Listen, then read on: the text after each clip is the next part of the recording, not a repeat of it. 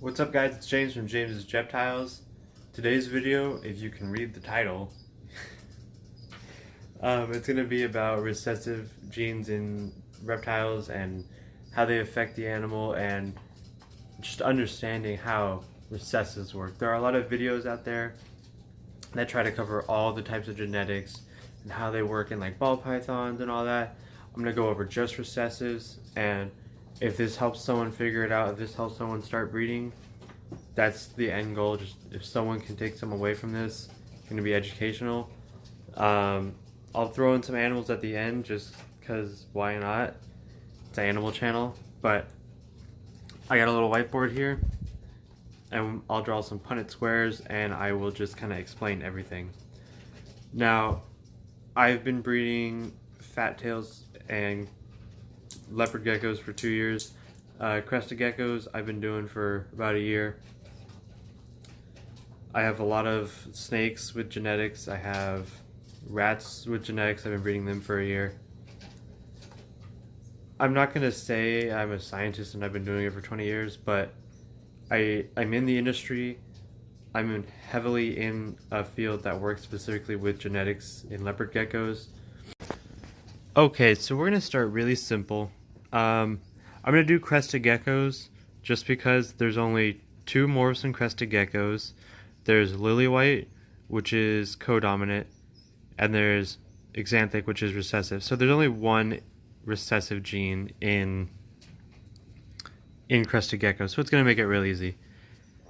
So the way recessive works, if you have one animal who's a normal, crested geckos, there's not really a normal, they're all just one without it, and you have one with it, you breed those together, you're going to get 100% hets. Now, if you've ever heard the term hets, it refers exclusively to recessive genes. Maybe at a reptile show or online you see this animal's het for something, or it's pos het, or it's 66% het. And what that means is it's a carrier for the gene, but it doesn't show. Okay, so I'm going to start with normal times normal times xanthic. So I'm going to make my square. I'm going to do A for xanthic, N for normal. And what you're going to get is 100% normal het xanthics. So the N is the gene that's showing, and the N is the normal, and that's the big number, the big is the showing. I'm sorry, that's confusing. So he's normal. Big N because it's dominant. Little a because xanthic is recessive. The A stands for xanthic. The second one is what it's carrying. The first one is what it shows. So it's normal carrying the recessive gene xanthic.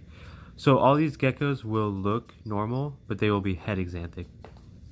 Now, if we make a second square, and this is where you get your pos hets and your 66% hets. Say we want to breed this gecko to someone else. Say we got this xanthic and we're breeding it back to one of these babies because we don't need that normal anymore. We have het xanthics. We can make other stuff. So let's do that. So that's the same dad or mom. It doesn't matter. And here's one of the offspring. Now what you would get is het xanthic, and then 50% xanthic. And now you have more xanthic babies, and you can just breed those back and get 100% xanthic. And that's why holding back inventory is really good, because you can start with one xanthic and you can have more xanthics 2 years down the road, in 3 years, depending if you're raising whoever, if you buy adults. Now, you take your one xanthic that you had your first xanthic, you bred it with one of the babies. You could still breed your normal. Sorry, ignore my squares, they're hideous. You can still breed your normal with one of the other babies, and you can get normal het xanthic, and normal het xanthic. Now that's really sloppy, but when these babies come out, 50% will be het xanthic. The problem with that is there is no het marker. It's not a codominant you don't know which ones are het exanthic and which ones not. And what you would say when these clutches started hatching is you would call them 50% pos het exanthic. Now, if someone took a normal het exanthic, no, let's do a normal. If someone takes a normal and breeds it to, I'm gonna put X for pos het. It could be a normal, it could be an exanthic, or a het exanthic. So that's normal. That's normal. That we don't know, and that we don't know. So this gets really confusing. And personally, if you don't know if it's 100% het or not, I wouldn't recommend buying the animal, especially if you're trying to breed. So half of them come out normal, half of them are possibly 50%. But at that point, you don't know which ones are possibly 50%. It could be none of them, because this animal that's pos het could just be normal, we don't know, and then all the babies would be normal. Or it could be het exanthic, but you wouldn't know with any of these babies. You'd have to raise them all up and breed them to an exanthic to prove it out, and that's where it gets really confusing. So I would not recommend dealing with pos hets unless you really know what you're doing and you have a big collection. You can prove it out really easy if that's just what you have, but in my recommendations, I just stick with recessives. If you can, the reason people buy hets and pos hets is because they want to save money and not buy a visual animal and be able to purchase it. So if you bought 2 exanthics, that could be 10 grand, to be honest with you. But if you bought 2, and if you bought 2 exanthics, you make 100% exanthics and you make your money back really quick. But let's say you can't afford 10 grand. So you buy 2 hets. 2 hets, pos hets go for like 600. So 2 hets will cost you 1,000 a piece. Instead of 10 grand, you pay 2 grand. Well, now what you have is one out of 4 is exanthic, which is awesome. You should really hold that baby back and breed it back to one of the parents.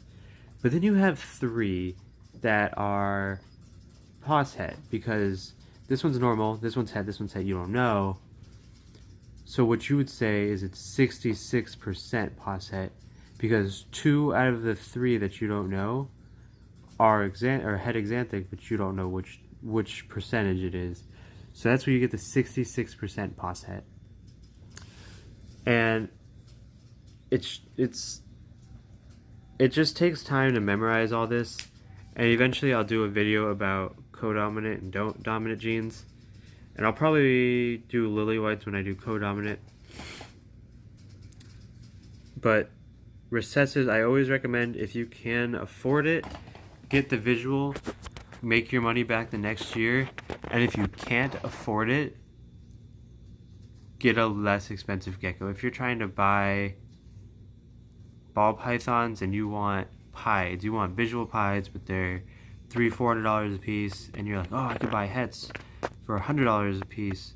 You could buy lessers or something, whatever. I don't know much about ball pythons. You could buy other visual recessives for cheaper, and then you already have that gene when you can afford pied the next year instead of waiting super long. So that's what I recommend. I'm gonna go get something to eat, and then I'll come back and show you guys some animals. Alright, so I told you I'd show you some animals, and then I went and ate Carl's Jr. because it's the weekend, I can eat whatever I want. And when I came back, we had a baby crested gecko hatch out. Hold on. That's better. We had a baby crested gecko hatch out, and I keep 3 geckos a tub, and I had my lily white in a tub, and that was the only tub that was set up. I don't have any more plants at the moment, so I put it in with the lily white, and we'll see how they're doing together. The lily white is right there, and our little dude is right there. Hopefully you can see him. I took a Instagram poll, and one of my buddies was the first one to say what he wanted it to be named, and he named it Renus. R-E-N-I-S. Renus. Now, I told him he could name it because he was the first one, but I'm not going to let him name anymore because obvious reasons. That's the 17th baby I've had this year. Now, 8 of those I did not hatch myself. 8 of them were bought. Actually, more than 8 of them were bought. 9 or 10 of them were bought. And the rest I hatched out. Let's see, I bought 8. I bought 9 and I bought 10. I bought 10 and I hatched out the other 8. No, because of the lily white. I bought 11 and I hatched out the other ones. And also what hatched out today are some bell albino leopard geckos produced by the same guy who named Renus. So I'll take him out here and we'll go sit down and I'll show you what they look like. So these are some bell albino leopard gecko babies, just hatched this morning. You can check them out on my Instagram at James's Reptiles. The mom is a bell and the dad was pure bell, meaning there were no heads, and that where he got it from proved that out in their line. And these are 2 cool little guys. Let me see if I can figure out when they were laid. What's today? 6:30? It says 5:17. Which I don't think that's correct. It might be. I mean, these could be boys. My incubator got pretty warm the last couple of weeks. It was really hot. It's set to like 85. I think it got up to like 90 at one point. Just because of how hot it gets in the house. Here are those rats I was raising up. You can see those are the 2 little ones right there. The other 4 are going to be breeding females. And they're big enough to where I would put them in with the males and the other females. But the way I did it is I have 4 females in each breeding tub. And I took 2 out of each of them and replaced them with newer ones. And I wanted to wait for those newer ones to have their first litter and nurse and help nurse the other ones and have the other moms help nurse theirs. And they kind of learn how to do everything. That's what I was hoping for. One of the tubs did it already. They're all nursing a bunch of babies together, and I think some of the new ones are pregnant. But the second tub haven't had any yet. I think some of them are pregnant. I'd have to double check. But before these girls get in there, I will make sure that they're all gonna be good moms and help each other out. Because the last thing you want is to put a new mom in there and have her eat all the babies, and then you have to get rid of her. And then you have to wait for more babies and raise those up to be new moms. And that's a whole process. So I'd rather do it right the first time. And the old retired moms are going to be large mice, probably euthanized. Well, I'll probably keep them for a while. Probably this next month, I'll probably build a mouse rack with my buddies. He said he's done it before and he knows how to do it really cheap. So I think we're going to do that, and I'm going to set it up and hopefully breed more mice. Now that I have the freezer, I can have the mouse rack, and then I'll go get a CO2 tank and possibly start selling some mice on the side. Who knows? In this tub I have Cletus and Paradise. Cletus is the first gecko I ever produced. I actually didn't know there were eggs in my enclosure, and I just found them walking around in there one day. Paradise is one I bought at the Pleasanton Reptiles show, and when I got Paradise, he actually had a little bit of MBD, but he's looking a lot better now. I don't think it went away. I just think it he grew into it. Like, his bone wasn't as bad, so as he grew, the bone just kind of like got bigger and stronger. And I mean, not that I didn't take care of it, I took care of it, but anyway. Let me get these guys out for you. You can see what they look like. This is Paradise right here. If I could turn them around. That front arm right there is the one that had the MBD real bad. And it looks pretty normal now. It's a real pretty partial pin.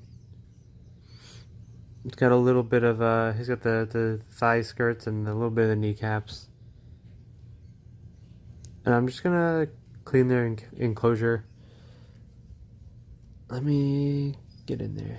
Get in there. Let me get out Cletus. Cletus is always tricky. Come on. Come on. There we go. Now, Cletus is real fired down right now. He'll, all those coppery colors will get bright orange, and the base color will get really dark brown. But Cletus is pretty awesome. Cletus makes me really happy. Just because I didn't know I was going to have baby Crested Geckos. I knew I had a pair, and I thought they were going to start laying eggs, but I didn't realize they were laying them in the substrate, and then I just had Cletus. Cletus is a cutie. Alright, so before editing the video, it's already like 17 minutes, and I don't really take a lot out of it. So I'm just going to say goodbye now, and alright, bye. Hit me up, James's Reptiles on Instagram, Twitter, @gmail.com, James Welter on Facebook. Like the video, tell people reptiles are cool, and I'll see you next time.